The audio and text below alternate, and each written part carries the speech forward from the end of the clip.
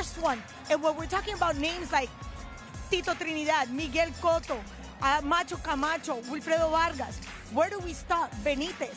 But she is the first one to write her name in that very short list. She is in the history book, cemented, as you see. We might as well call her the real deal / the accolade because she has so many of them. But also, she's had historic fights throughout her career, one being the one that everyone talks about when you hear Amanda Serrano's name.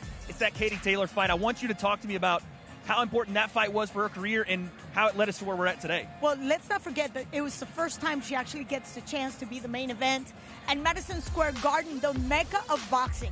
And let's talk about the output. These two ladies put on a show.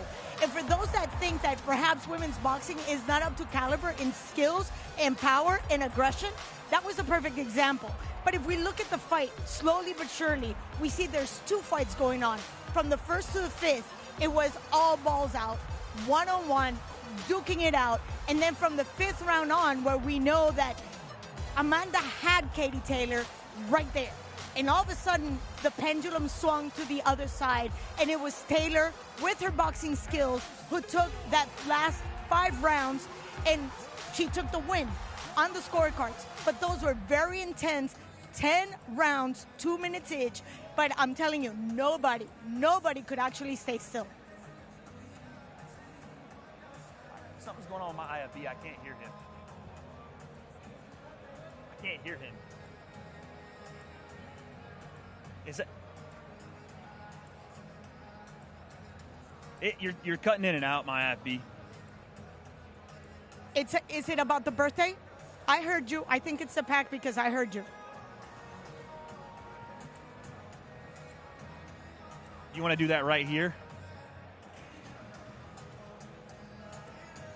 Yes. You want to take that? I'll do it. Yeah, either one.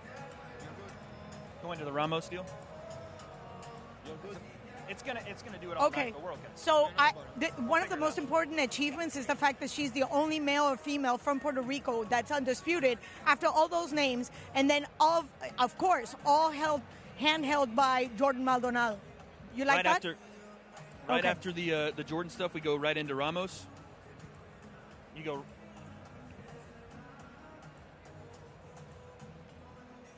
Okay.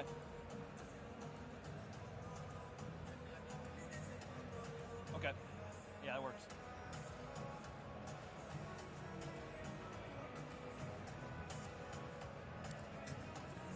Right. Ariel. Talk the Ramos deal here.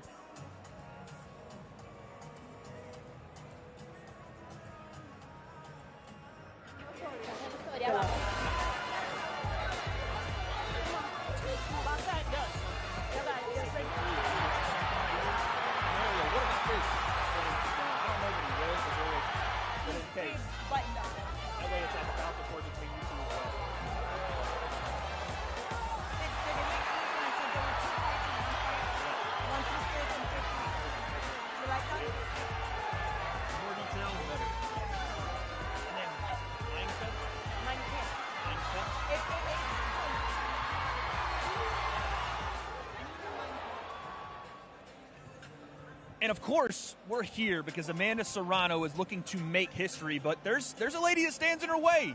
This is not a guarantee. I want to talk about the challenger tonight, Nina Meinke. What does she have to do to get this done, and what does she bring to the table? Well, let's start with the fact that the fight is taking place right here in Amanda's backyard. So if Nina wants to do something, it has to be decisive and absolutely unquestionable.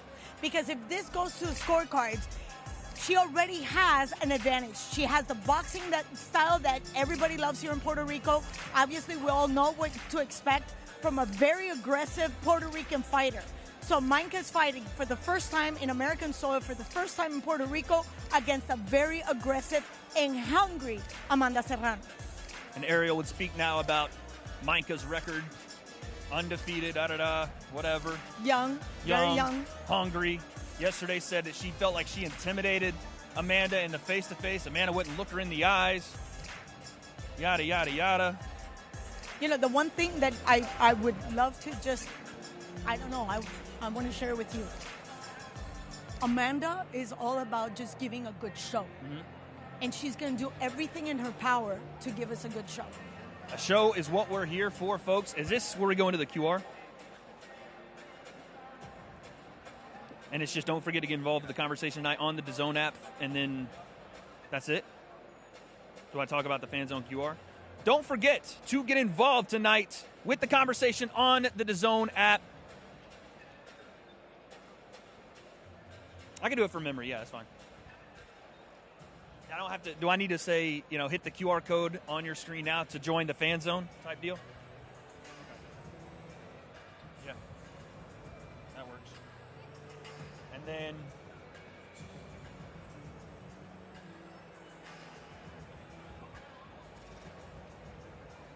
it has been a fantastic week here in Puerto Rico. The fighters are almost ready, but to get here, we had to get through fight week. Let's take a look at what went down. It is fight week, a historic women's bout taking place here at El Coliseo de Puerto Rico. It is the return of Amanda Serrano. To my right.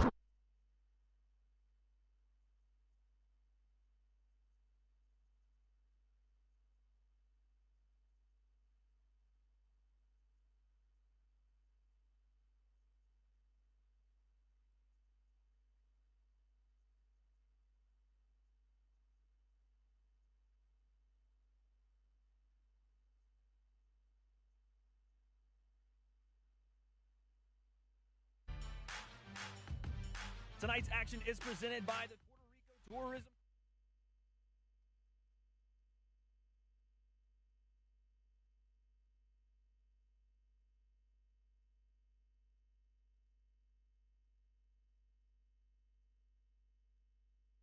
The Puerto Rico Convention District Authority. OnlyFans, where creators earn. And by Celsius. Live Fit Essential Energy.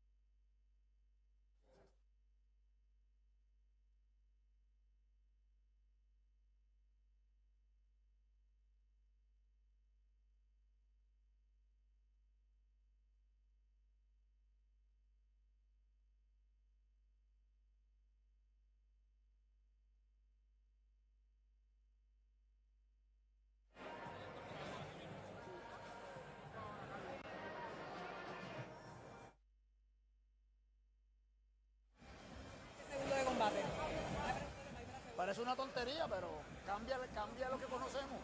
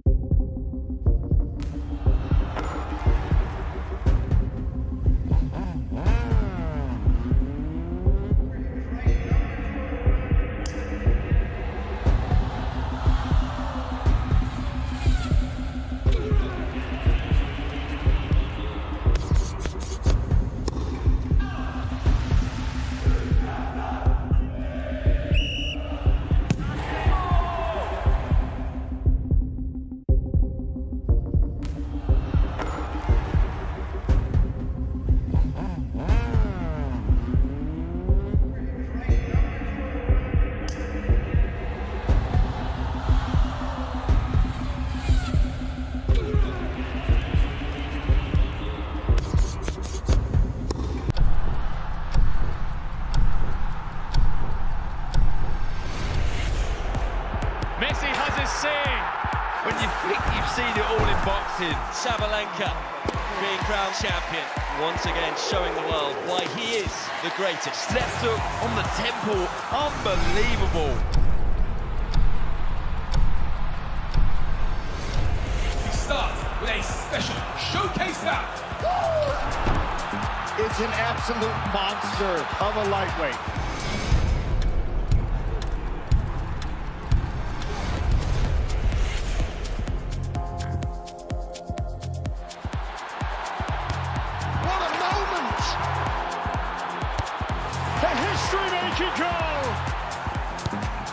She wasn't going for goal, but she'll happily accept it. It's gone all the way through, and look at this! Chewinga! Did you dare write Barcelona off?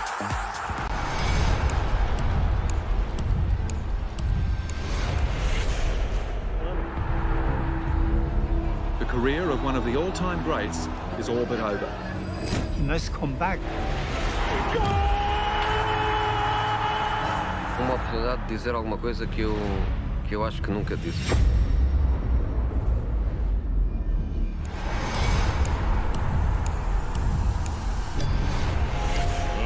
Let's get this party started!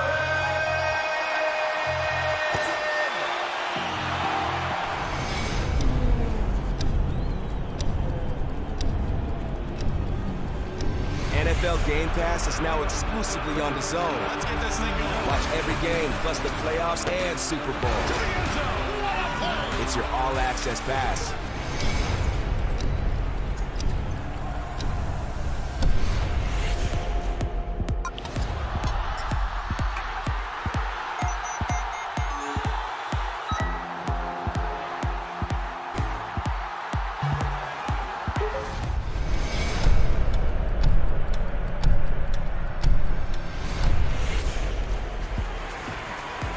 That's how you fight a southpaw. Well on his way to coming back. Katie Taylor does it again. Look at the emotion.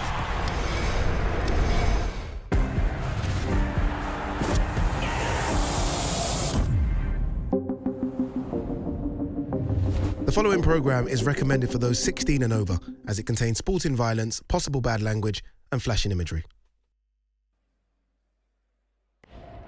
Ladies and gentlemen, good evening and welcome. From the four corners of the world, to the four corners of this ring, the fight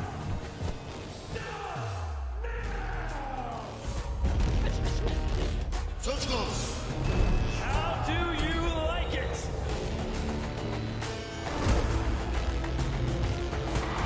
Close the show. So aggressive, so focused. Look at these two guys. Still the undisputed champion of the world!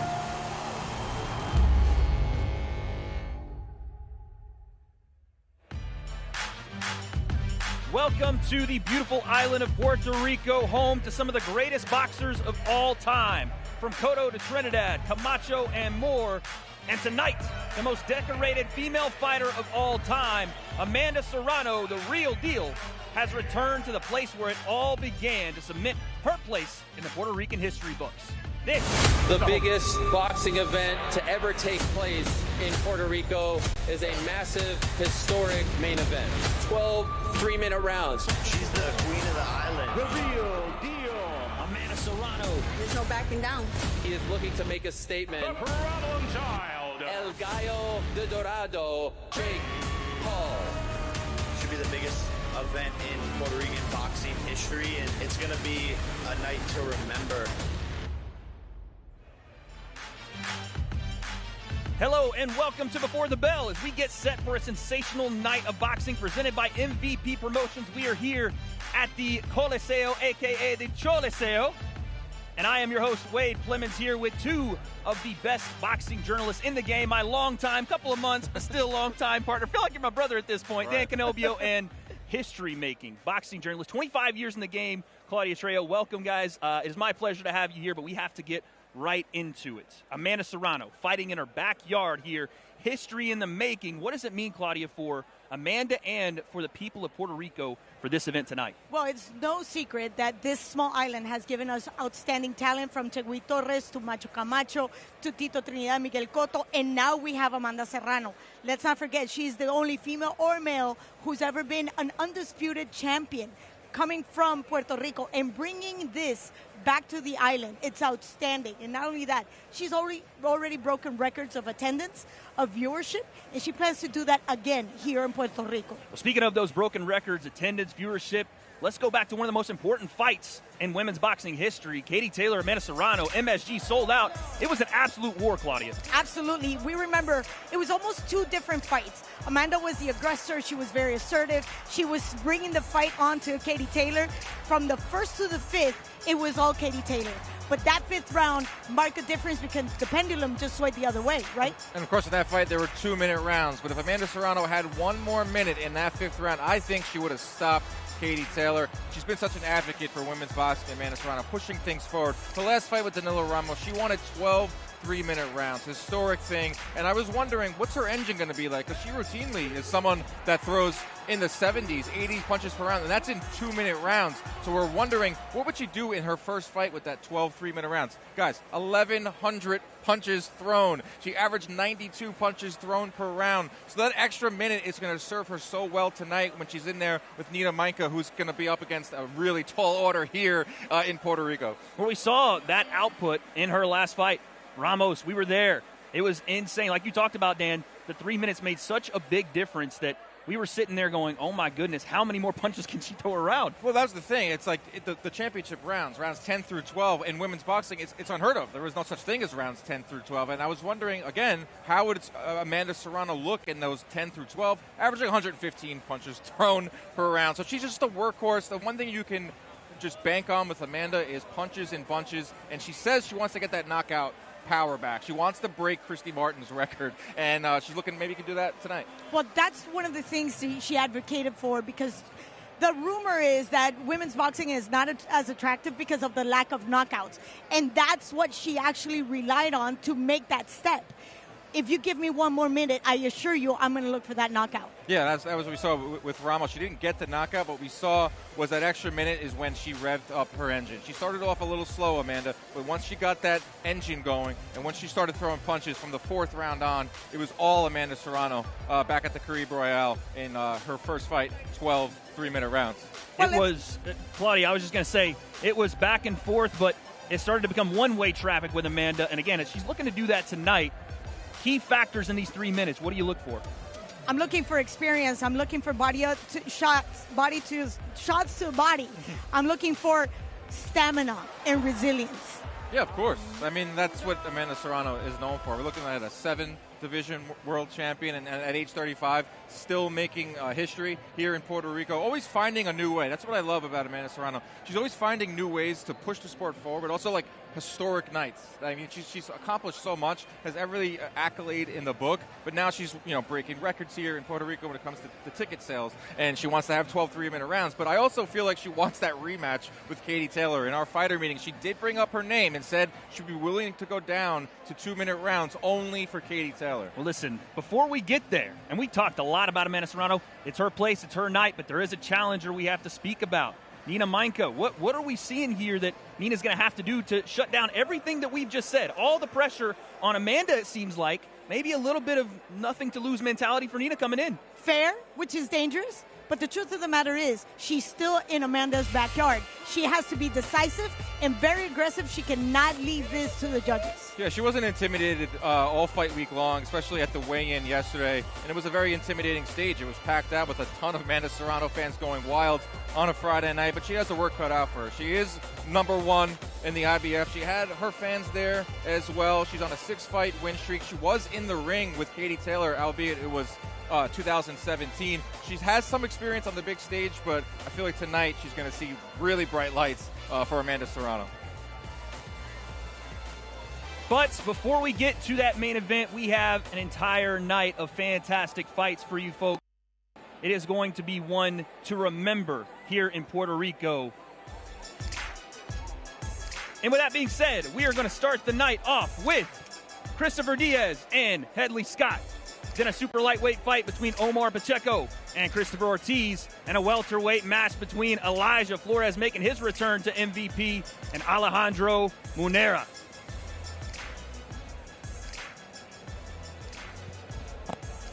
And our tale of the tape in this first matchup of the night.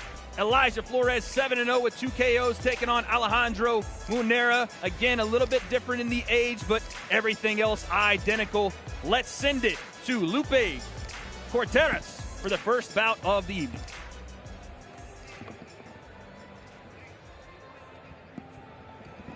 Ladies and gentlemen, we get started with the action. Damas y caballeros, arrancamos con la acción. Entrando a la arena, entering the arena, Alejandro Munera.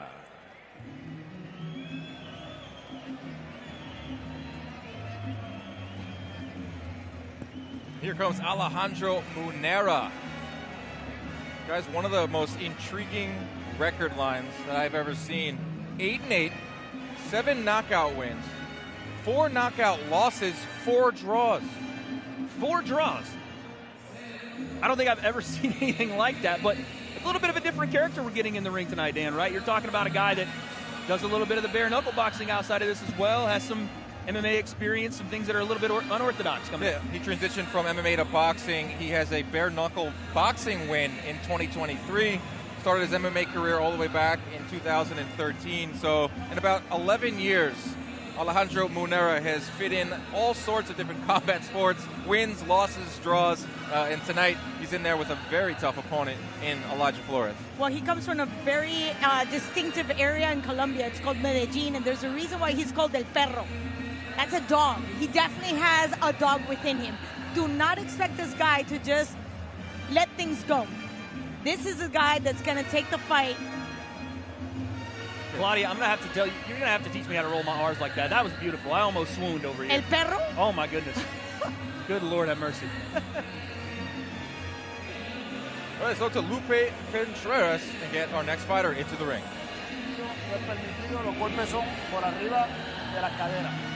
Cuando digo break un paso para atrás sin girar, digo box y te anulas combate. ¿De acuerdo?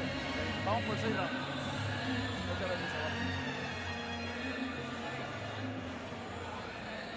His counterpart, su contrincante, Elijah Flores.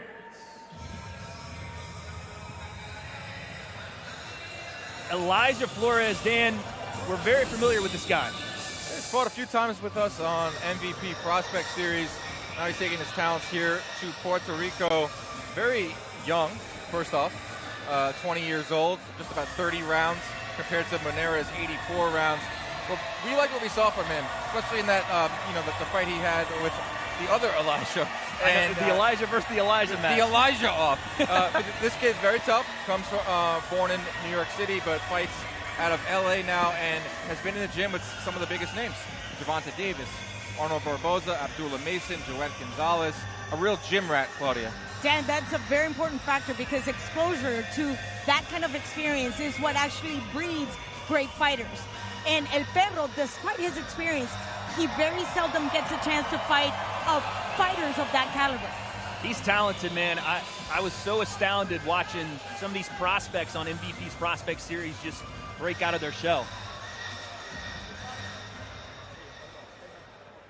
Ladies and gentlemen, we welcome you to El Coliseo de Puerto Rico and the biggest fight card in the island's history as MVP presents the historic Serrano versus Meinke for the Unified Featherweight Championship of the World, featuring Jake Paul versus Ryan Borland. Tonight's bouts are being sanctioned by the Honorable Professional Boxing Commission of Puerto Rico President Miguel Laureano, Secretary Rey Quiñones, and Commissioner Jose Miguel Perez. This contest, 6 rounds at a catch weight of 150 pounds. Este duelo, 6 vueltas a un peso pactado a 150 libras. This contest being presented in association with Box Lab Promotions. Los jueces son, the judges are Nelson Vázquez, Gerardo Martínez, and Jose Roberto Torres. In charge of the action, referee Roberto Ramirez. Introducing first, the fighter standing in the red corner, presentando en la esquina roja, vestido de negro con vivos blancos. He steps in wearing black with white trim. Marcó un peso oficial de 148 libras y media. He registered an official 148 1/2 pounds. Esta noche, en su 21º combate a nivel profesional, con 8 victorias, 8 derrotas, 4 empates, 7 de sus victorias por la vía del knockout.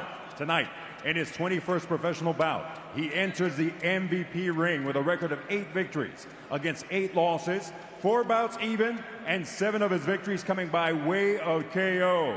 Fighting out of Medellín, Colombia, El Salvaje, Alejandro Munera.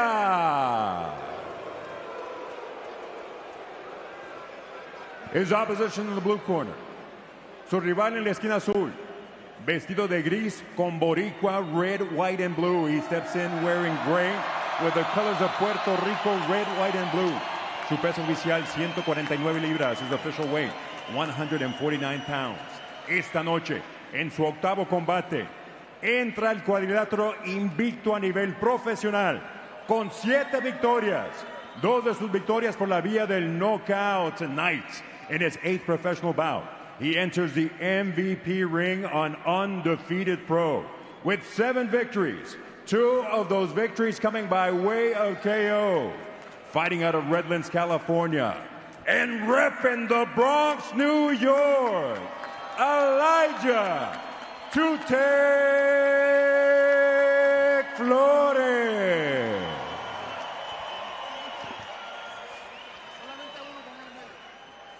Only one with him in the middle of the ring.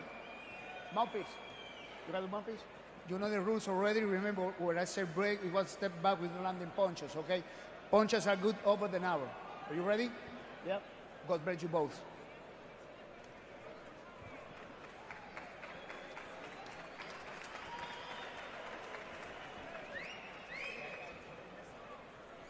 Stay there. All right, it's time for our first fight of the night. Elijah Flores in the gray, white, and red trunks. Alejandro Munera in the black and gold. 6 rounds, 150-pound catch weight. Here we go from San Juan, Puerto Rico. Last time we saw Elijah, Dan, got out to a super fast start. I'm looking for kind of the same here. Wants to establish that lead foot early. He didn't take much time off. He was only off for a week, and then he went right back to the gym, and it was an outstanding performance, and he expects to finish this before the last bout. Elijah Flores, he defeated Javier Mayor, and that was at our MVP event back in December. He had that really nice win over Elijah Williams that came at MVP 2 in August. It was a busy 2023 for Elijah Flores, and he's looking to start off 2024 with another win. Look at what we're already seeing. Look how much he's backed up, Pero. Into the corner, and it's all off that lead hand feint, too. He's doing a lot with his lead hand, and it's confusing Pedro already. Look at that. Level change feints, throwing so much. And look at those reactions he's already getting. These are going to pay dividends later on. Yeah, as for Munera, 34 years old. Talked about his combat sports expertise, bare knuckle boxing, MMA. He's a big puncher in professional boxing. 8 wins, 7 by knockout. He is going in there and he's looking to brawl. Not yet. You know, he's trying to establish the jab of his own as he lands 2 there. I like the way he's adjusted his compass. His positioning of the legs is perfect, even though he comes from an MMA background. Flores lands a right hand through the guard on Munera, probably his best punch of the round. Again, you're seeing those setups pay dividends. How many jab feints did we see? How many jabs upstairs and down, and then that right hand behind Beautiful. Elijah very structured. We've seen how he's grown into his very patient style. And didn't have a big amateur career. He only had 12 amateur fights. He said, I went right into the gym and sparred some of the better names in the sport, and I went pro. So why would you need an amateur career when you're already exposed to that kind of fighters anyway? Learning on the job, in the gym, exactly. sparring. Claudia, I like what you said about his patience. For such a young guy, you could get entrapped by this moment in front of this big crowd and just leading off this card and He hasn't done that. He's been patient. He's looked for that right hand continuously. A blistering three-punch combination there from Flores. Hammers down to the body as well to end it off. He's having a strong first round with under a minute to go. This is what we expected, him to get out to a super quick start, but doing so patiently, not overexerting at all. He's pushing a good pace. He's not swinging wild in there. And he's pushing back Wanera, which is what the judges like to see. I like the way he carries. Elijah carries his weight in the back leg and the right leg. And Beautiful then he just body shot there, behind. Claudia. Beautiful. You're right. Wanera shakes it off the same, but that's when you know that you've been caught. Wanera's starting to open up a little bit at the end of round 10. Excuse me, at the end of round 1 with 10 seconds to go.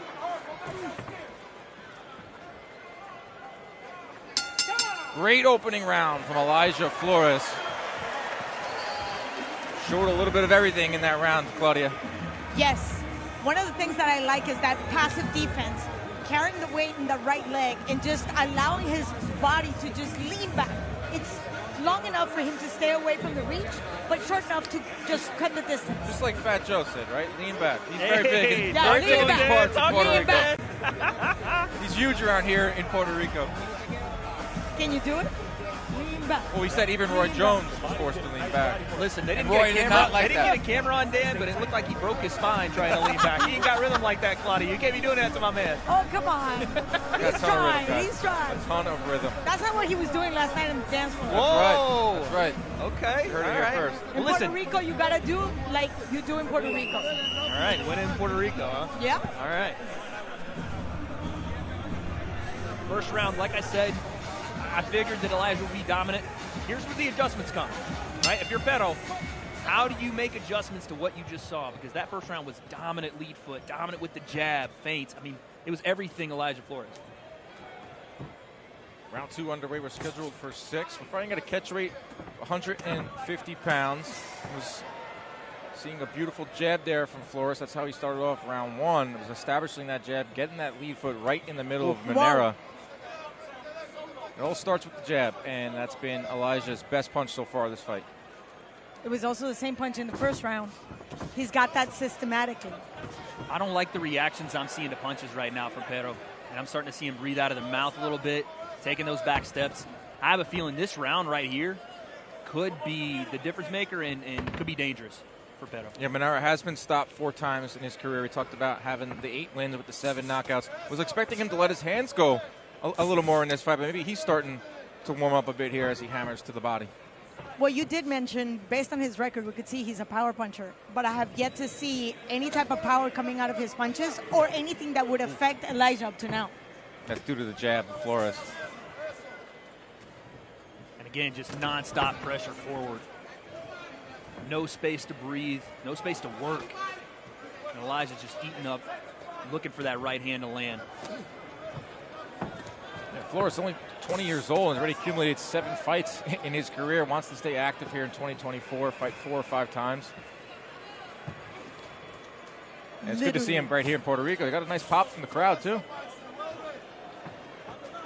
Got a nice pop from the crowd, and he's got an even better pop on the shots right now, Dan. There it is, a nice combination upstairs and downstairs, and I like that he finishes it off with a body shot, all of his combinations. Yeah, Wanera's in trouble, guys. It's going to get bad right that here. left, right into Big the left hand ribcage. from Flores. Setting up with some body shots here. Smiling, having a good time in there. He's loose. But he doesn't get out of his structure. Still, the defense is nice and tight, and he just cuts the distance, goes for the body, and then just pulls back. Under a minute here in round 2. It's been all Elijah Flores. And he's got Wanera up against the ropes here. Big shots. It just feels like Pero, every time he throws a punch, he's just zapping his gas tank more and more. Everything's becoming more open and readable. And you just have to think one of these big shots from Flores is coming down the pipe soon. Dancing on him. Hey, Dan, take some notes, Got buddy. a little showmanship take some there. notes, buddy. It's not just about winning. It's looking good while winning. And Elijah Flores is having fun in there. With a big right hand finds the mark. Right on the nose, literally. Right down the pipe, the way you called it, Wade. Right down the pipe. And again, you're seeing the defense to offense transition. Utilizing shoulder roll, boom, right hand down the pipe. This kid's got it all, man. It's been all Elijah Flores through 6 minutes here. If you're going to rely on your counterpunch, you better be able to take a couple of punches, close the back gap, and be very aggressive and assertive. Any type of mistake we saw, Elijah would just capitalize on it. And Wade, what I like that he was on his front foot a lot in the first 2 rounds. Elijah Flores throwing a lot of jabs. But in that one, with his best punch of the round was a counter shot. Yeah, again, that forward pressure, it's almost he became in the second round an aggressive counterpuncher, right? You smother a guy with so much pressure, the only thing you can do really to get him off you is just start throwing back. And those openings come when that happens. Look at that, the miss of the uppercut and the big right hand behind it, all set up because of that forward pressure, because of the jab, because it's just smothering him. And you have to do something to get that pressure off of you. Once you throw, there's the opening, the counter comes back. What do you think the corner of Manera should be saying now, Claudia? You better hit first, because obviously the counterpunch is not working. So you better be first, and you better be aggressive and assertive, meaning there's no space for mistakes. And those hands have to go back very quickly. Round 3 he just underway. leaves them hanging. Yeah. They're He's down tired, right now. man. He's super tired. And the thing you realize when you see the different levels of these young fighters like Elijah Flores, his head movement is always on point. I haven't seen Pedro move his head off center line once. He keeps eating jabs with these combinations, and he's walking into range just to get countered. Not only that, not much on those punches. Flores is kind of yapping now with them. He's gassed, Dan. Yeah, Manera's gassed, but Flores saw him dancing last round. Now this round he's talking to Manera.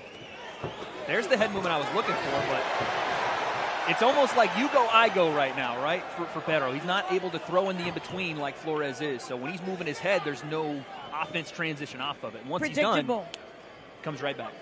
What you just said means he's predictable. Yeah. So Elijah's got his timing down. Flores doing a wonderful job of cutting off the ring. Every time you take a look at his footwork, he's got Manera on his back foot. He's in a great position to land those jabs upstairs and downstairs.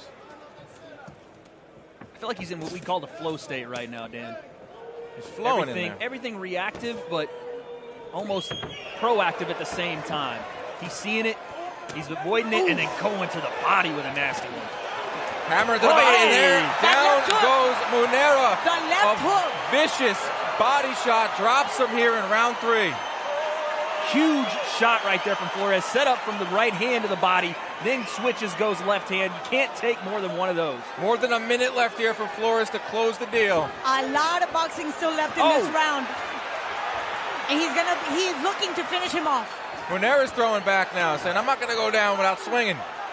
That's why he's called that Pedro. Big right hand for Flores, and Flores is loaded up now. Under a minute to go here in round 3. Another vicious body shot, and he follows it up upstairs. These are absolute hammers he's throwing right now, Dan. That left hook is going in like nobody's business. He's really digging to the body now. Yes. Unanswered. 3 left hooks, totally unanswered by Manera. And Manera right now is fighting on pure guts, pure guile at this point. And like you said, he's throwing back. He's trying to alleviate some of that pressure, but my goodness, that's what happens when you leave those openings. It's almost the catch-22. You don't want him to continue to walk forward, but throwing those hammers like that leaves openings for Flores to come right back.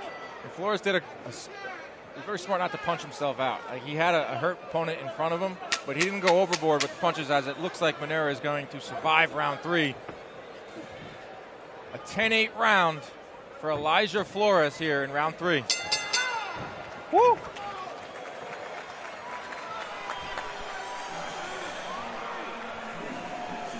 What you see in that third round, Dan, is what I call open access. Now he's found the answer. He was looking for it in round 1 and 2, and that opening showed in 3, and it's to the body.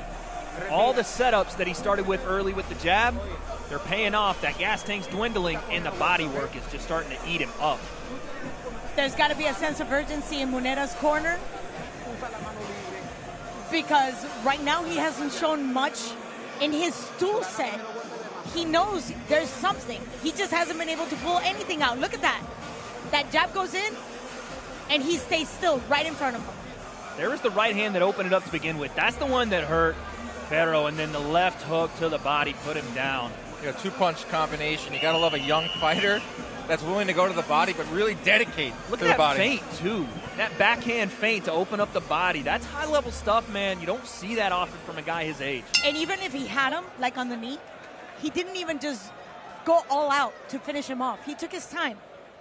Round 4 underway. Dan Canobio, Wade Clemens, Claudia Trejos ringside here in San Juan as we're gearing up for a wonderful night of boxing, headlined by Amanda Serrano, defending 3 of her featherweight titles against Nina Meinke. Jake Paul also in action tonight. Wanna Walton, La Bamba Gonzalez. It's going to be a great night of fights right here on DAZN. We're starting off with a great performance so far from Elijah Flores. Starting to heat up here. He's starting to heat up again. That flow state that you talked about, Wade, just combinations flowing. You can tell he's not really thinking in there. He's just letting it be natural, and that's when you really see great combinations. And you also have a guy in front of you in Pero that's just, you have to feel like he's defeated.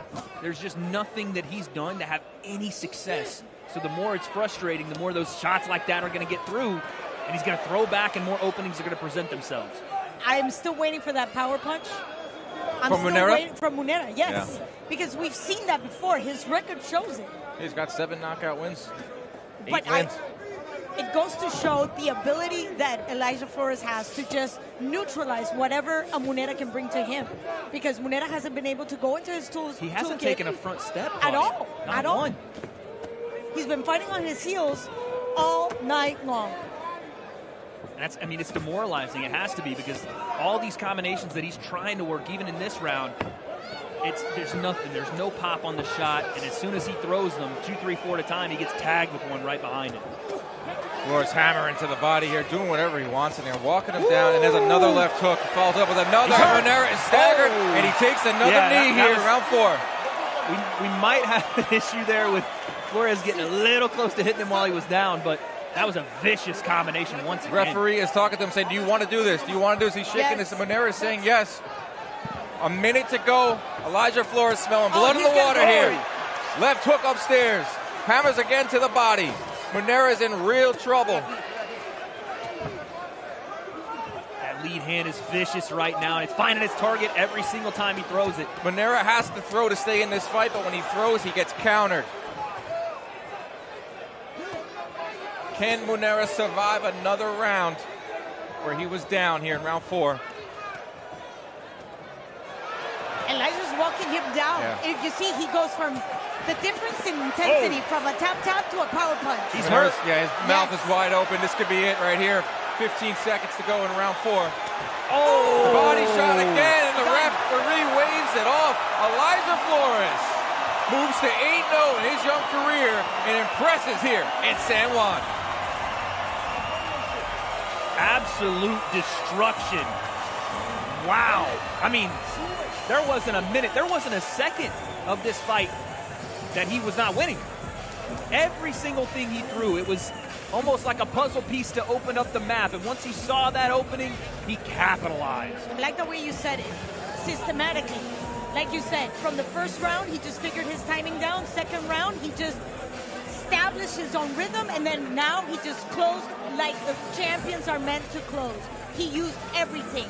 He went for the jab, for the uppercut, those hooks. Left hook is going to be his preferred weapon. Elijah Flores, 8-0 now, 3 knockout wins. The fight was at 150 pounds, but if you talk to him, he says he wants to fight at 140. He feels like with his frame and his body and his punching power, that he can give a lot of guys at 140 problems. I mean, I still think he's a little bit a ways from the Devin Haney's of the world and some of the guys at 140. He's a really, really intriguing prospect for MVP and boxing. I agree. It's, again, he's so young. Let's not rush him up the ladder just yet, but at 140, I'm looking at the kid, his frame, his size. He's a big, big fighter for that weight class. The hips. Yeah. The hips are nice and wide. That pivot shows you how much power comes from that hit. Listen. So going to 140, I could argue that could take power away. Shakira told me the hips don't lie, and they absolutely didn't in this fight. Look at some of these shots, the way he turns it over. And that wince on his face isn't because he's hurt from every single punch. It's that one dig, because you saw tap, tap, tap, boom with the lead hand, boom with the overhand. It's like Flores had everything in the utility belt tonight, and he showed this crowd here in Puerto Rico. I love the difference that he made going upstairs, going downstairs, the level of intensity, the difference. He would actually change the angle. Just vicious shot there, Dan. My goodness. And you know what? He didn't go for the headshots. 20 years old and being that polished to know to go to the body, that's how you can get a guy hurt. And a guy that's tired, you hammer down to the body. And that's what it was, the jab, and it was the body work for Elijah Flores. A really good-looking prospect, moves to 8-0. Let's go up to Lupe Contreras, get the official time of the stoppage. Ladies and gentlemen, inside the MVP ring, referee Roberto Ramirez calls a halt to the contest with an official time of 2 minutes 49 seconds of round number 4. Damas y caballeros, el referee Roberto Ramírez para la contienda con un tiempo oficial de 2 minutos 49 segundos del cuarto episodio, declaring the winner by way of technical knockout, declarando el vencedor por knockout técnico de cría boricua, Elijah Chute Flores.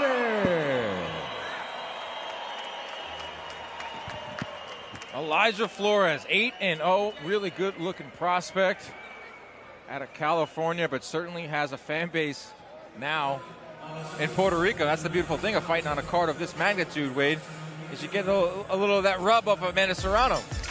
Absolutely. Listen, for the first fight of the night, to kick it off the way Elijah Flores did, he's going to make a name for himself. If he didn't already, he's been on Most Valuable Prospects, but doing it here in Puerto Rico, it's just another way to open up a new fan base, kind of like he opened up the body work in this fight. Everything was a go for Elijah Flores. I like the aggression. I like the fact that he was so sure of himself, even when he closed the gap and exposed himself, looking for the 2-3 punch combination.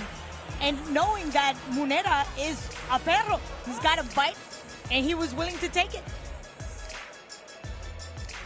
It was a very busy 2023 for Elijah Flores. His first fight of 2024 gets into the win column. Would not be shocked to see him on one of Most Valuable Prospects' upcoming cards.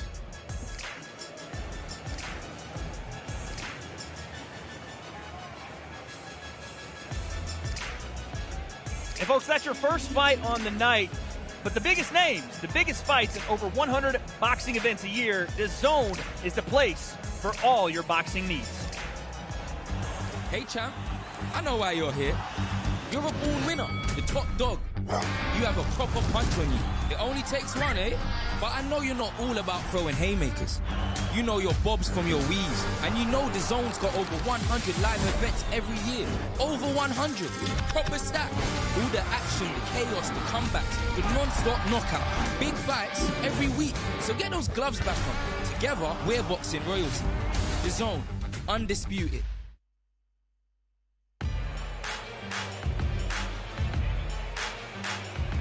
And let's keep the action rolling here. I'll throw up to Lupe Contreras, get our next fight into the ring.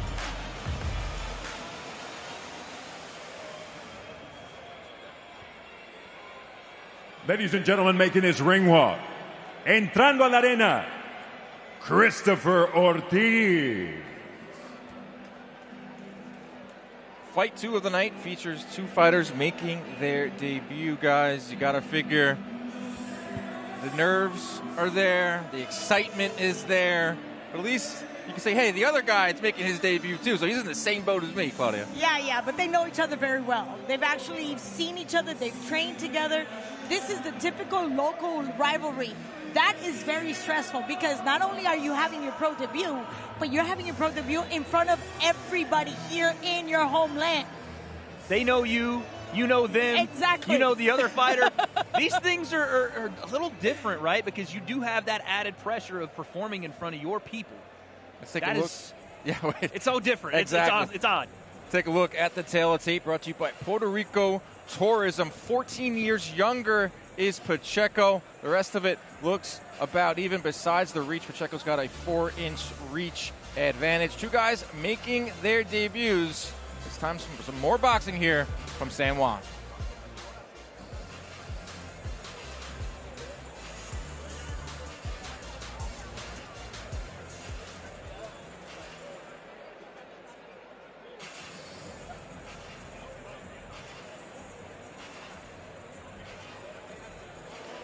Here comes Christopher Ortiz.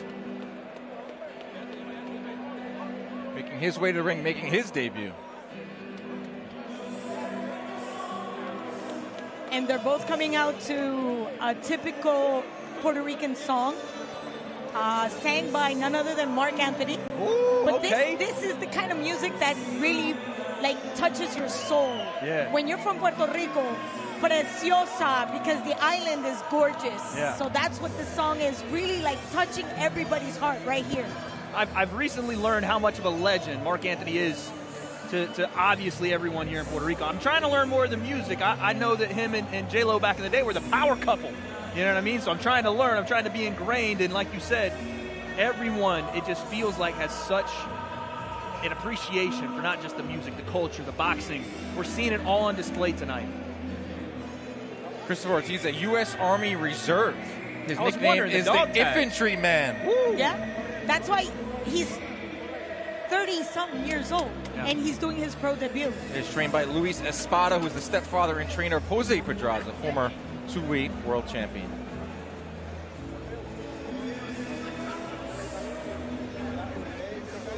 His opposition, su oponente, Omar Pacheco.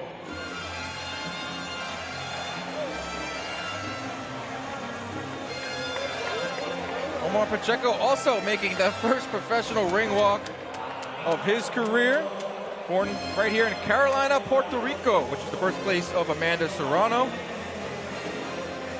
And Claudia talked about how they were familiar with each other. They did fight in the amateurs twice. Yes. They split 2 fights, similar to Ryan Garcia, Devin Haney, who fought 6 times in the amateurs, and we'll see them April 20th on the Zone. But you gotta have that little bit of, being familiar with your opponent, Wade. Yeah, again, we talked about the familiarity of not only fighting in the amateurs, but training in the same gym, training with the same training partners, people in this area knowing them and knowing how they fought before. It's all going to be super familiar, but it is a little different under the bright lights. This isn't in the gym. It's not in an amateur bout. Rules are different. Fight style's different. I think we're going to get a different fight here. I think maturity has a lot to do with this fight.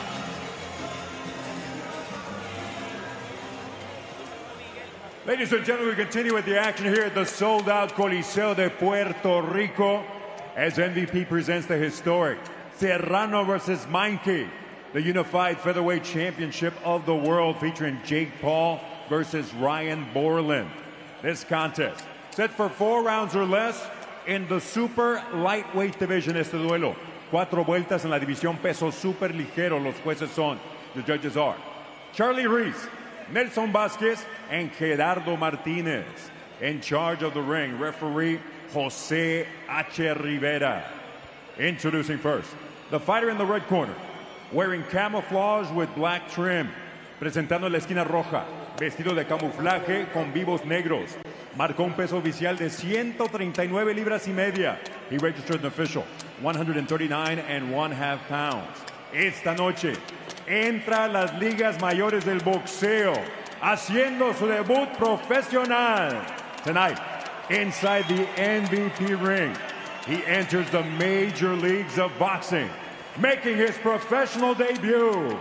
De Las Piedras, Puerto Rico, Christopher Ortiz.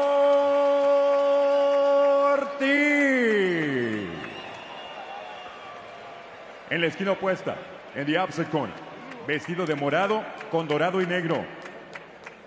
In the blue corner, wearing purple with gold and black trim, he weighed in at an official 140 pounds. Detuvo la báscula a un peso oficial de 140 libras. Igual que su rival, esta noche se lanza a las grandes ligas del boxeo. En su debut profesional, like his opponent, he makes the leap into the big leagues of boxing, making his pro debut inside the MVP ring. De Carolina, Puerto Rico,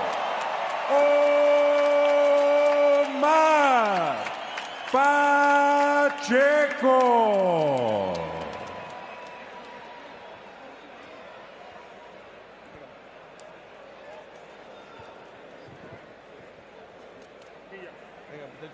Boquilla, ¿la tiene? Ok, quiero una pelea limpia, protéjase todo el tiempo, no quiero golpe de aquí abajo. Ok, ¿ok? De aquí para abajo es ilegal. Buena suerte y que gane el mejor. Vamos. Second fight of the night. It features two 140-pounders making their debut. It's Christopher Ortiz in the camouflage trunks. Omar Pacheco in the purple and gold. An all Puerto Rico clash. The arena is split. 50-50. That's what split means, Wade. Down the middle, listen, I want to see some of these shots flying down the middle here. Again, familiarity is always tough, but it's interesting because it can go one of two ways to start this fight. That familiarity can make this a very slow pace to start, or we can get after it quick to pick up where we left off. Ortiz, the bigger of the two. You can see he's got the reach advantage in there, 4-inch reach advantages that you saw in the tail of the tape. He's going to look to establish that, Claudia. Yes, indeed, but you still have the wonderful treasure of youth on the other side. So let's see what's better. Yeah. Either the reach or just stamina that comes in with the youth. Omar Pacheco, 20 years old. Christopher Ortiz, 34 in the U.S. Army Reserves. A late start to boxing. Calls himself the infantry man. I'll tell you what, he's not getting a late start to this fight. Nope. Going out with that lead hand right away.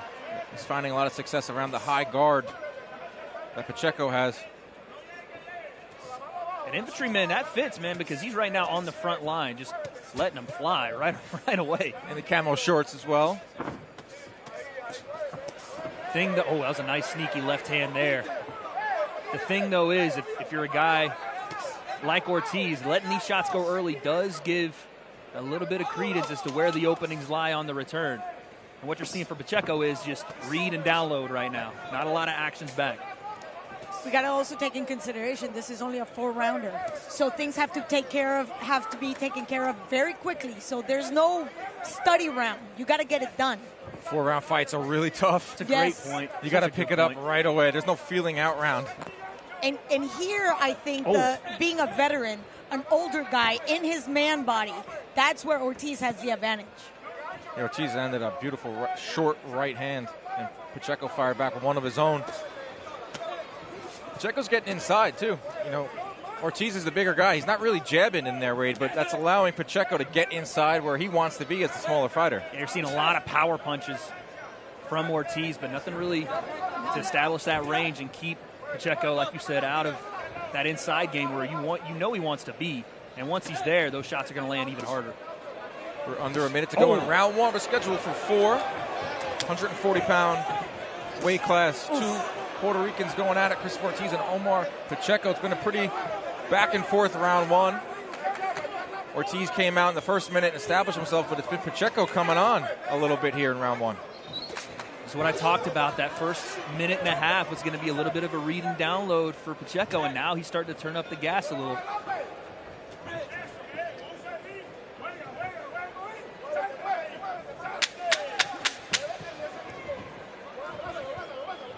I sense a lot of respect. They're not willing to let themselves too open.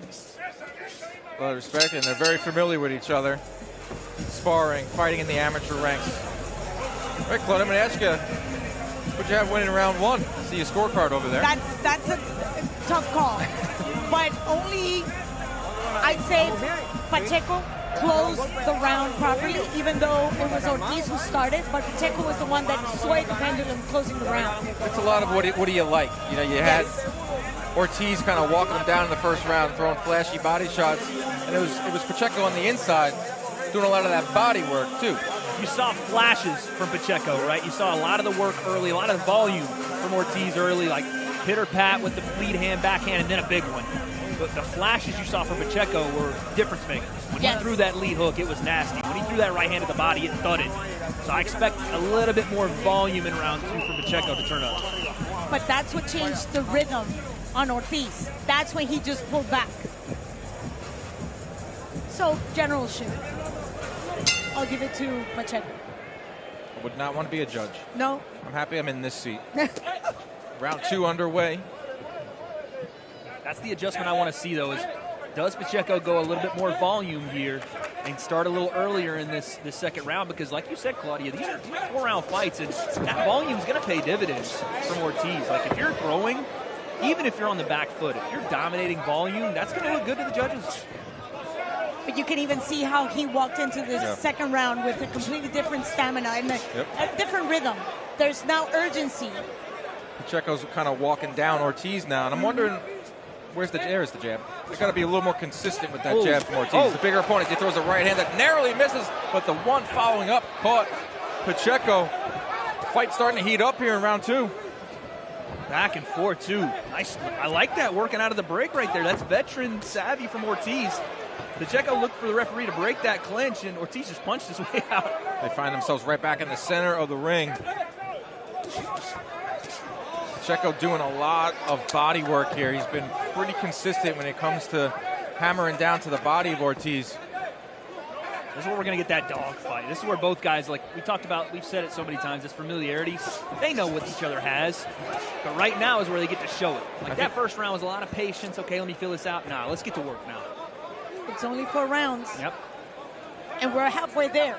We got a little bit of blood on the face and shoulder of Pacheco. I don't know if it's... got a knockdown here. That was a slip. Calling it a slip. And I think the blood is coming from the right eye of Ortiz. It's those purpose punches. Yes, it is. It's the right eyebrow. I would not be shocked if it came from an accidental headbutt. We haven't heard from the referee yet because Pacheco is putting his head in the middle. And Ortiz is... Both these guys throwing heavy leather here. You just saw that, though, Dan. As soon as both guys enter range, they're both leading with their head, and they're just smacking foreheads over and over. There it is. But watch. Pacheco's looking for the left hook, going to the body hard. Pacheco has dedicated to the body in this round 2. Thudding blows that we can hear right from our setup here ringside. I feel like, wait for Ortiz, if he's got the length. If he just threw a jab out there, you saw it right there. But it was kind of a lazy jab. He let that thing out there. He can get Pacheco out of his kitchen. I agree with you. And again, it's you talk about that 4-inch reach. The jab is gonna thwart a lot of this stuff that you're seeing from Pacheco. These big looping hooks that you're seeing him land right now. He's landing them. And that blood is really starting to flow from the right eye of Ortiz. And I'm a little worried about that because it flows into the eye. Are you worried that's going to end up on your blouse or no, my white shirt here? On your white shirt. That's my concern. Your shirt. Won't be the first time I've been doused in blood ringside. Yep, I can relate. But Dan, this is what you're talking about. You're starting to see Ortiz fight Pacheco's fight, right? Like the first round, he was able to at least keep that distance well enough to let his straight shots go. The straight shots can't even come out right now.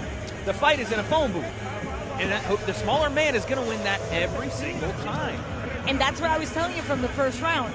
Because once he established his own rhythm, Ortiz literally fell into his fight. So the command of the ring, it now goes to Pacheco. Ortiz corner working on that cut. A little bit of adversity in his debut, huh? Yeah, that one doesn't look like it's small at all. There's a replay of some of the action there. That was the slip. I mean, the referee ruled it right away, a slip. Did catch him with a grazing shot to the top of his head. Was that the shot that cut him? No. He came up cut. I don't know where it came from. I didn't see that. I didn't see it. But it looks more of a headbutt that nobody saw. Think, yeah. We should have asked the ref. We'll find that out. But regardless, like you said, it's adversity time. And coming off that second round, Pacheco was doing a lot of that. A whole lot of that because that's where he's comfortable, and Ortiz is letting him get there.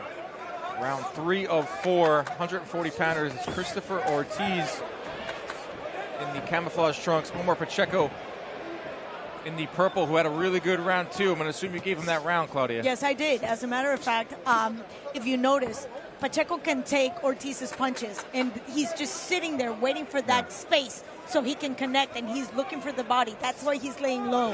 And he's taking those 3-4 punch combinations to just go underneath the guard. Pacheco, it's just quicker to the punch. His short arms and his short punches are getting inside and landing on Ortiz. It's going to happen every time, Dan. Nice chopping right hand from Pacheco. Starting to sit down on these shots with 2 minutes to go in round 3. Pacheco saying, I don't want to go to the scorecards here. We talked about it. It's a respect thing at this point, too, man. Pride on the line. You're fighting in your backyard, essentially. And a lot of these people know exactly who these two are. It's more than just winning a boxing match right now. This is pride of Puerto Rico on the line. We talked about them having that amateur background, fighting each other. Even though there's a 14-year difference, think about it. Woo! That was another chopping left hand from Pacheco. Ortiz in his professional debut, he's got the blood flowing from the eye. He's getting roughed up a little bit in there. Getting the full experience in his pro debut. Now Pacheco's got him momentarily up against the ropes. But you see it happen continuously. Like, Ortiz throws out those first feeler shots, jab, left hand, and then all of a sudden we're clinching. There is no idea to separate, reset, frame, and go back to work with the jab. It's 1-2, and then we're in the pocket. And right there's where Pacheco's going to have success just like that. That right hand, I felt it all the way over here. Short and crisp. Yes, but he's been using the left. Now he's using the right. He's using the left to hammer to the body, as we just saw there. Pacheco is really in a rhythm now. That one hurt. And even comfortable fighting with his back against the ropes, Wade. Yeah, that was a big right hand to the body there. And that, I think it hurt Ortiz because you're seeing him back off really quickly now. Like, he was trying to pressure and move forward. That one hurt, and he fell right into Pacheco, and now it's paying off. Look at this. Ortiz is getting roughed up. He's holding on for dear life here with 20 seconds to go in round 3. Crowd starting to roar a bit. And he's walking himself into the ropes, and not a good position to be in. Pacheco teeing off uppercuts, body shots, using that smaller frame to his advantage. He had a good poker face right up until that right hand to the solar plexus. That one hurt. No, Omar Pacheco surviving. Really Ortiz. turning it on here in round 3. Yep. You know, he started off the fight, I would say the first minute, Pacheco, like you said, maybe downloading the data. And then from that moment on, it's been all Omar Pacheco.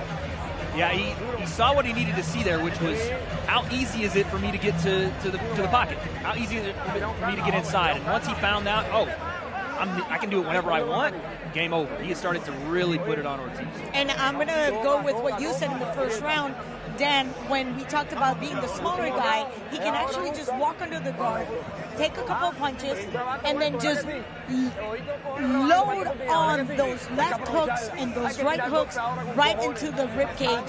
And that might not do the damage immediately, but think about 3 minutes, 6 minutes, 9 minutes of that kind of punishment. It all accumulates.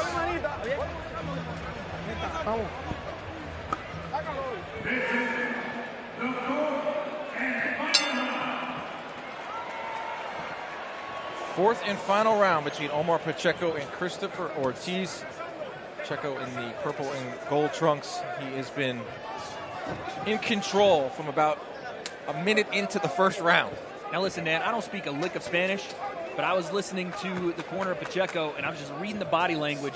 There is a fervor there. They don't want to get out of here with a decision. They want to stop this fight in the fourth, and I think they were agging on Pacheco to say, listen, we have him where we want him. Let's go after him, stomp on his lead foot, and walk him down in this fourth round. And you want to hear the contrast? In Ortiz's corner, they're actually counting on Pacheco being tired. Oh, okay. That's not happening. Oh, you can tell, look, he's right on his front foot. He's walking down Ortiz. Yeah. He's doing that for the last several rounds. And if that's your last card, just trying to wait for your opponent to be tired, we have issues. It's a real problem when you're talking about a guy that's been hammering Ortiz to the body, and Ortiz is the one that looks fatigued so far. So at this point, it's try to survive and advance, but I have a feeling Pacheco's not going to be happy unless he gets a stoppage here. Yeah, it looks like Ortiz is looking to survive. Hasn't thrown anything of note. It's been Pacheco right there with a blistering 3-4 punch combination. Sensing the urgency, knowing a 4-round fight, you got to come out. You can't have a feeling out round. Use that first round.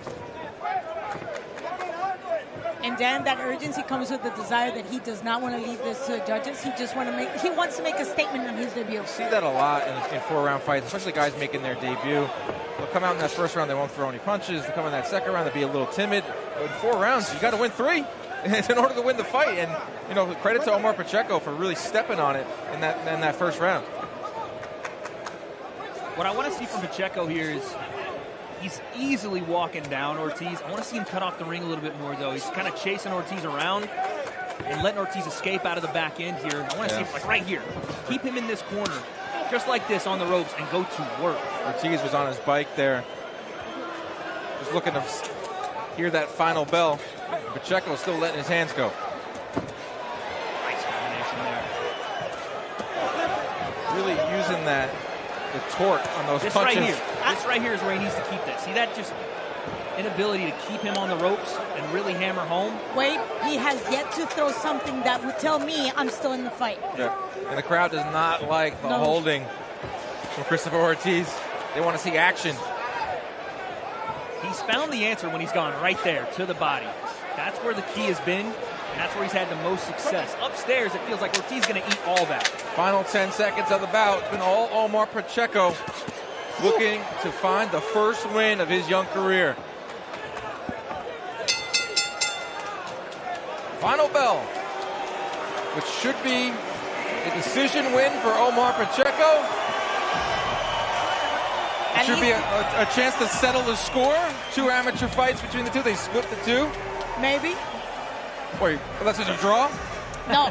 Unless Ortiz won? At least not in my card, which is not an official card. You never know with these judges. You never know. It's set a good precedent for the night. How about this, though, guys? 20 years old. And we talked about it with Elijah Flores, the wherewithal to understand where the openings are and not force just going to the head and trying to get that highlight knockout, working the body, being patient early to have it pay off later. That's well, you want to see that out of a young fighter like that. It's just promise for the future. Yeah, we sometimes forget this is his pro debut. That's what I'm saying. This guy's so young. And how do you anticipate having that kind of patience in front of this kind of crowd with that kind of rivalry? That's what you want to see. That's going to pay dividends long further in his career. In our first fight tonight, we saw Elijah Flores, who was 20 years old, pick up his 8th win. For Omar Pacheco, at 20 years old, did a lot of good work in there. Used that first round weight to kind of feel out the first minute, I should say, of that first round. And then it was all Pacheco from there on out. Yeah, you started to see the go-tos from Ortiz not necessarily landing the same. He had big right hooks to start the fight, but after that, when they got in the phone booth, it was all Pacheco. Body work, then upstairs, pressure, all fight. It was just dominance from about halfway through round 1 on. For Ortiz, suffering that cut over the right eye. He's getting beat up on the inside, getting beat up on the outside. That's a tough way to make your debut, but there are plenty of fighters that went on to have long, successful careers that dropped the first fight of their career. Oh, many fighters. Looks like the scorecards are in the hand of Lupe Contreras as he runs over quickly to put them together. Never a good sign when the ring announcer is still looking at the... Double checking, that's yeah. all? Usually it's on the judge's side. But now Lupe is in the center of the ring. Let's throw it up to Lupe and get the official winner.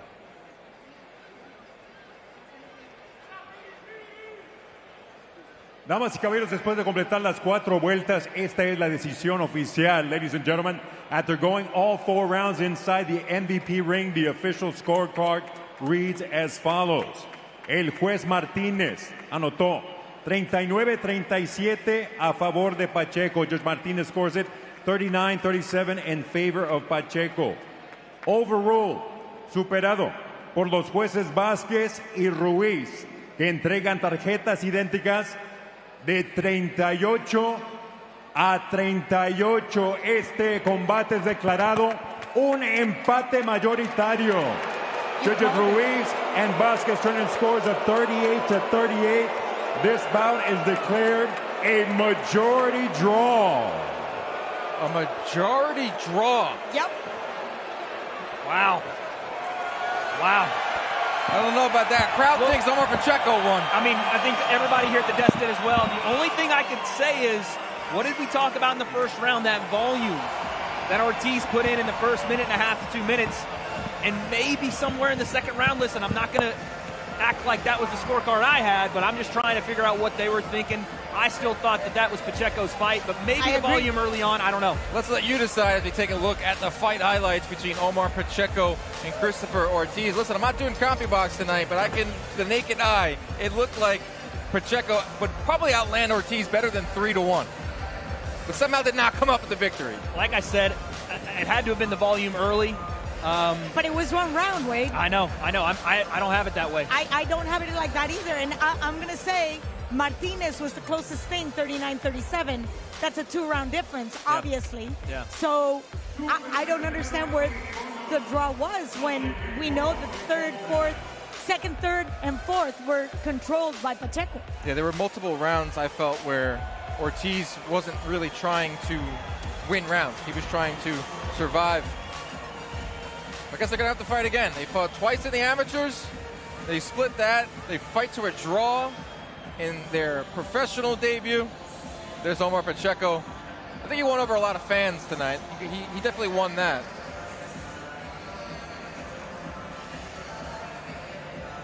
Well, that's 2 fights in the books, folks, and still to come. We have a featherweight contest between Christopher Diaz and Headley Scott. That one is our main event of the prelim card. But 2 great fights to start tonight here in Puerto Rico. A fantastic night of fights still ahead. But before we get there, folks, the biggest names, the biggest fights are on DAZN. And Riyadh season continues next Friday night as former 2-time unified heavyweight world champion Anthony Joshua takes on former UFC heavyweight champion Francis Ngannou. Live on DAZN worldwide, Friday, March 8th. Joshua versus Ngannou. His earthquaking power shook the world. And left Fury floored. Big shot from Ngannou. Now back into the ring. He seeks to knock down and knock out. But AJ is back. The pursuit of 3-time world champ is on. It's all to fight for in knockout chaos. Live on DAZN worldwide, Friday, March 8th. Buy now at DAZN.com.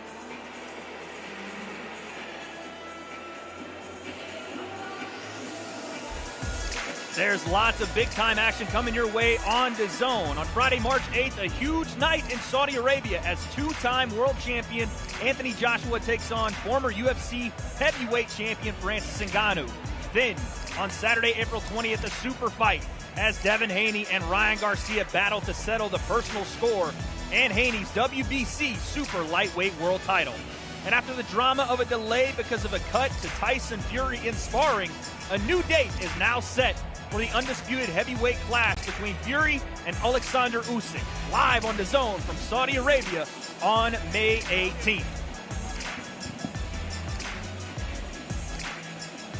And next here in Puerto Rico from El Coliseo, the tail of the tape for our featherweight matchup between Christopher Diaz and Headley Scott. 8 years difference in age, 7 inches different in reach. 10 rounds of action coming your way right now. Let's throw it to Lupe Contreras for the third bout of the evening. Making his ring walk, entrando a la arena, Headley Scott.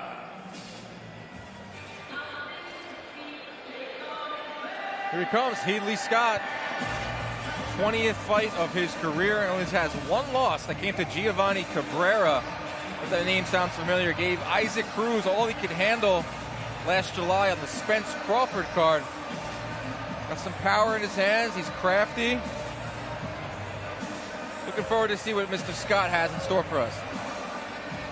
I am curious to see what they're going to do with his hair. Oh, look, you can see right that shot. Same thing. Yes. They've got it all tied up in the back. Yeah, but I want to know if it's going to stay like that because we've seen many instances when gentlemen, even ladies, show up with that kind of hair and then it becomes somewhat of an issue.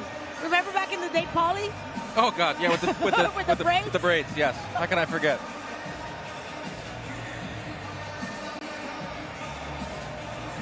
This is the main event of our prelims.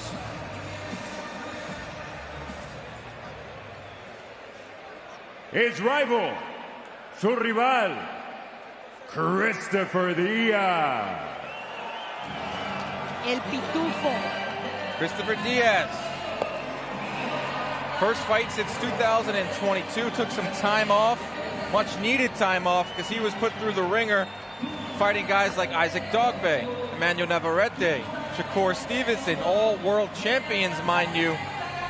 Only 29 years old. And he's looking to jumpstart his career, Claudia. Yes.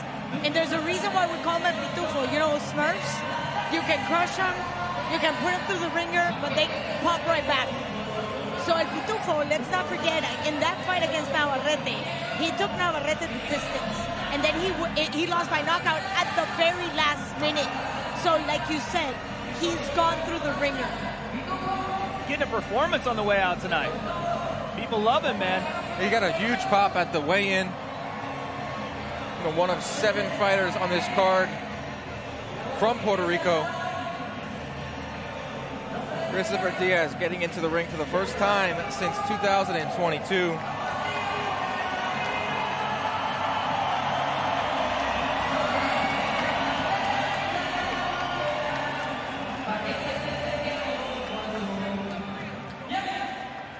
We continue here at the sold-out Coliseo de Puerto Rico as MVP presents the historic Serrano versus Meinke Unified Featherweight Championship of the World, featuring Jake Paul versus Ryan Bourle in this contest. 10 rounds on the line, the vacant WBA Continental Super Featherweight Championship. Este duelo, 10 vueltas por el título vacante Continental Super Pluma de la AMB. This contest, presented in association with Box Lab Promotions. Supervising for the World Boxing Association, Julio Time. Los jueces son, the judges are Gerardo Martinez, José Roberto Torres, and Nelson Vázquez. In charge of the action, referee Luis Pabon. Introducing first, the fighter standing in the red corner. He enters wearing green, gold, and red, presentando en la esquina roja, vestido de verde, dorado y rojo. Detuvo la báscula a un peso oficial de 130 libras. He tipped the scales at an official 130 pounds. Tonight, in his 20th professional bout, he enters the MVP ring with an outstanding record of 18 victories.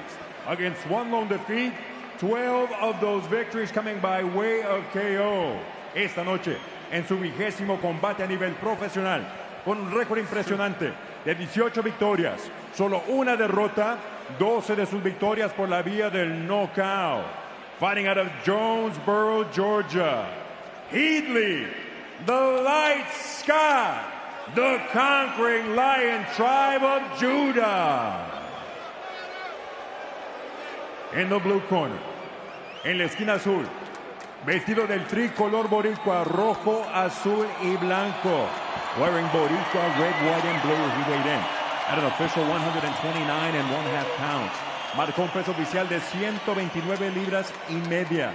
Con 27 victorias, 4 derrotas, 17 de sus victorias por la vía del knockout. He enters with a record of 27 victories against 4 losses, 17 of those victories coming by way of KO. The 3-time world title challenger tonight, making his highly anticipated return to the island inside the MVP ring. El hijo de la montaña, from Barranquitas, Puerto Rico, Christopher Pitufo Diaz.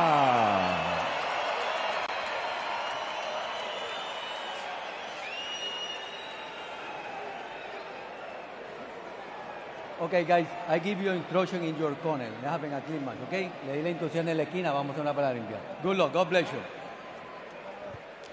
Main event of our prelims, it's Christopher Diaz in the red, white, and blue trunks. Headley Scott, yellow and gold. 10 rounds, 130 pounds. The return of Christopher Diaz right here in San Juan, Puerto Rico.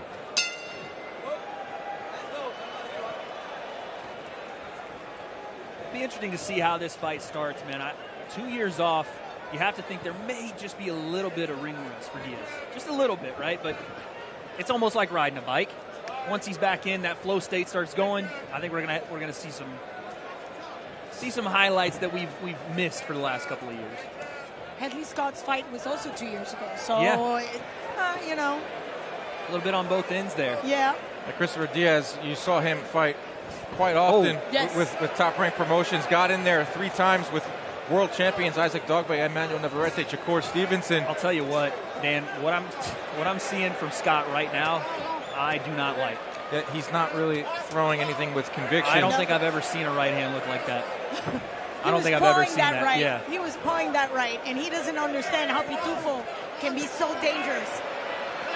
Heatley Scott 18-1 with 12 knockouts, letting his hands fly a little bit. You might not like what you see, Wade, but he's letting his hands go. He's in here for a fight, absolutely, but the experience in front of him and the patience, this is a different level that he's going to see today. That lone loss for Heatley, get the Giovanni Cabrera, who fought Isaac Cruz to a decision. And Pitbull Cruz hits like a sledgehammer. And it's the patience from Diaz. He's got a guy in front of him that's throwing wild. But Diaz is a veteran. Yeah, he's been out of the ring for 2 years, but he's a vet. He's going to wait for this early onslaught. I'm going to make a reference here that many people that don't watch a lot of mixed martial arts may not understand, but since we do have one Diaz in the ring, Scott throws a lot like the Diaz brothers. I know that sounds weird, but like he throws a lot like a Nate or yes. Nick Diaz. You're right. I see a lot of the similarities in the punches like that, where it's a lot more of looping kind of shots that don't look to be very damaging. But you know what? Maybe as this fight goes on, we might see those things add up. But as of right now, it's super unorthodox. Under a minute to go here, but it's been Heatley Scott. It's the one throwing all the punches. And listen, you want to talk about what we saw in the last fight with the judging. The volume was a massive factor. Agreed. So you never know what we could see here in this as we go forward. Yeah, Pitufo has been more of on a pouncing style, just walking him down, but not really throwing much. The question is can Scott keep up this pace for 10 rounds? That was a little bit low there. Left hook to the trousers, one would say. Heatley Scott now shouting after all his punches he's thrown in there. Not a good sign. Definitely not a good sign. A nice shot to the body there from Diaz. That left landed right on the solar plexus. Heatley Scott comes out in round one, lets the leather fly a bit. We are gearing up for the main card. Amanda Serrano jumping up and doing her thing here in San Juan, the unified champ at 126 pounds. And of course, Jake Paul returning to the ring after just a few months. He takes on Ryan Borland, and we got the global debut of Paul Wanna Walton. That comes up at the top of the hour, live on the Zone. I would like to see how the judge would score that first round. It was all Heatley Scott throwing punches. None of them were really effective. But it was Christopher Diaz that was a little more calculated. His punches landed a bit harder. I would like to see how the judges saw that first round. But we already saw what happened in terms of volume, like Wade mentioned. So even if he landed two that were very assertive and strong, it was only two. Right. I'm saying? Maybe different judges. Maybe they rotated some out. Sure. Round two, scheduled for 10. Dan Cadobio, Claudia Trejos, Wade Plemons. I'll tell you this, there is intention right now with Scott. He's letting his hands fly. He's trying to win the fight. I don't think he can keep up this pace for 10 rounds, and I think Christopher Diaz believes the same. It's so unorthodox to watch and there's a sneaky uppercut that gets through, but it's so unorthodox to watch his feet not coordinate with his hands. It's just so different. They're fighting two different fights. They are. And it's so different to see, but you know what? Hey, man, if it's effective, I mean, he's 18-1 for a reason. Diaz out of the ring for 2 years. You can see that he's looking to get his timing down, Claudia. I don't know if he's getting his timing down, but look at least. I'm not convinced either way. Pitufo has a lot more experience. He should be able to control this fight. But it's like a dancing partner. It doesn't matter how good you are. If your partner doesn't know how to dance, it's going to make you look bad. A stiff jab lands from Diaz, gets the attention of Scott. That's such a great point, Claudia. You're not seeing a traditional boxer in front of you, and sometimes those guys are the hardest to get out of there, hardest to really find. Oh! A looping left hand sent Scott flying to the canvas. Christopher Diaz found his timing in round two. He had to. He had to. And I think we were all surprised because it came out of nowhere. There was no setup. And it's Scott who comes up from that 10 count. Let his hands go. My God! And a big left hand. And the referee is waving it off. Christopher Diaz, welcome back to the ring. What a left hook on the button, back to back, like Drake said. Oh my goodness. Are you serious, Dan Canobio? There goes the mouthpiece into the fourth row. I said he was looking for that timing. Took him a round and a half to get it.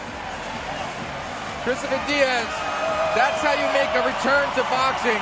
And that's how you do it right here in San Juan, Puerto Rico. All it took was 5 minutes. I'll tell you what, that first and second round, we were wondering, how do you adjust to unorthodox styles? It was the lack of a setup that actually did it. Fighting unorthodox with unorthodox. The leaping left hook back to back. Absolute destruction. What a statement here in the homeland. My goodness. You see the emotion on Diaz. It's been a long 2 years for him, battling some health issues and getting back into the ring at age 29. You know he wants to make noise at 130 pounds if he wants to settle in there or maybe hop up to 135. But he had a guy in there that he was better than, a guy in there that was a little overmatched, and he did what you're supposed to do. He went in there and he took him out in spectacular fashion. He had to dig in deep because obviously, again, he was fighting with somebody that did not get into a rhythm. Yeah, there's the first knockdown. So he had to literally find himself out of rhythm. Yeah, slips the jab right underneath it, inside slip, gives the momentum to the lead hook, and then again, lazy jab, hold that one. Oh my goodness. Bouncing off the canvas, that was the first knockdown. And again, if you don't learn from your mistakes, they're bound to happen again. Here comes the jab, slip inside, boom! Bam. Goes the dynamite, and the lights went off in San Juan. My goodness. But like you said, that was not his typical fight style. He had to dig in deep and just, look at that. He wasn't even looking, he was looking to the floor. That overhand left. That muscle memory. Yes. Even though he has 2 years off, he knows how to throw that hook. Let's pick up the 28th win of his career. Dan, it was the oldest trick in the book. You look low and throw high. And he Beautiful. Let us know in fighter meetings that, you know what, I'm not just coming back just to come back. I'm coming back to make another run at a world title. And you got to start somewhere. I was going to say, I don't know how much more spectacular you can look after that time off. That was an amazing performance from Diaz. Let's throw up to Lupe Contreras, get the official time of the stoppage.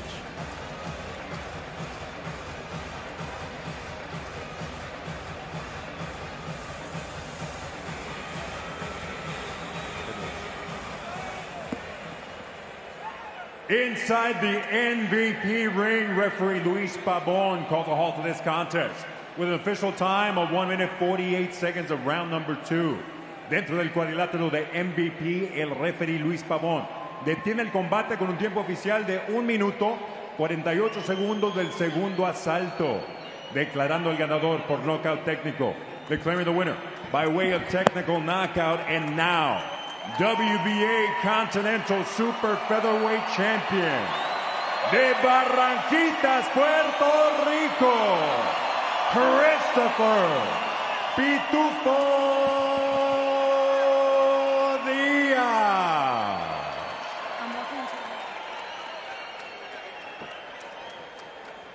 Christopher Diaz picks up win number 28.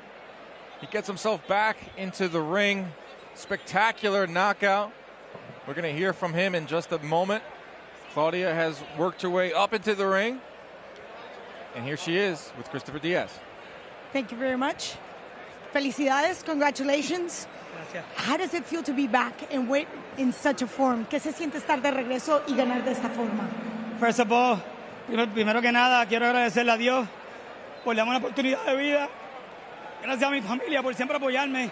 Gracias al equipo de trabajo que tengo. Las oportunidades se dan una vez, hay que aprovecharlas. Pasé muchos tropiezos en la vida y creo que la única persona que me salvó fue Jesucristo. Y estoy aquí hoy para dejarle saber a la gente que Dios existe y que yo es bueno. Estoy aquí otra vez. First of all, I want to thank God for the opportunity to have life. Opportunities only come once in a lifetime, and I'm here to prove that I am here thanks to Jesus Christ. But moreover, that was a decisive win. What went through your head in that second round? Fue una victoria decisiva. ¿Qué estaba pasando por tu cabeza en ese segundo asalto? El primero viene a ver lo que tenía. En el segundo asalto dije, él no tiene nada para mí. Veía sus reacciones. Obviamente tengo las manos fuertes, sé que puedo lastimar a las personas. Y nada, vieron lo que pasó. Lo llevé a la novia por primera vez y la segunda pues fue solamente pues llegarle el golpe bien colocado. The first round I was studying, I wanted to know what he had. I know I have power in my hands and I know I could do damage. So in the second round, once he went down the first time, I knew I had him. In the second round, in the second fall, I knew exactly what was going to happen. The fight was done. After this long layoff, coming back before your people, what does it mean to you to be here? Después de esa estadía, estar fuera casi más de un año, estar de regreso aquí en tu público, en esta cartelera, ¿qué se siente? ¡Puerto Rico! Estamos de vuelta, estamos de vuelta. Siempre les demostré que nunca me quité en ninguna de las peleas. Siempre dejo el corazón en cada combate. Volvemos otra vez. Lamont Roach, WBA champion, I'm coming for you. I don't think I need to translate that, but he's very excited to be back, Puerto Rico, and obviously it's a great honor to be able to take this win here. Thank you very much. Gracias. Congratulations again. Mami, te amo. There you go. Back to you guys. Christopher Diaz picks up 28th win of his career, calls out Lamont Roach, 130-pound world champion. And it's got to feel good. You heard some emotion in his voice there, Wade. Been a long 2 years out of the ring, and now he comes back in front of his countrymen here in Puerto Rico and picks up an emphatic win. Yeah, man. I mean, emotional for sure. Doing it in your backyard after 2 years off. It was just an emotional win, and what a performance for Christopher Diaz. Gotta like what you saw there from this entire prelim card. We saw a little bit of everything on it. We had a little controversial decision there in our first fight. So Elijah Flores, then an exclamation point there from Christopher Diaz in the main event of our prelims. Just fantastic boxing, man. I mean, again, from prospects to veterans, we've seen it all so far, but we still have so much more to come as our main fight card is coming up next. Starting off with a super bantamweight fight between Crystal Rosado and Gloria Monguia. A super flyweight matchup between a global debut from Paul Wanna Walton and Joshua Torres. A WBO junior flyweight world title fight between Bomba Gonzalez and Rene Santiago. And then El Gallo de Dorado, Jake Paul, makes his debut in Puerto Rico versus Ryan the Rhino Borland. And in our main event, the reason we're all here, the unified featherweight world title fight between Amanda Serrano and Nina Meinke.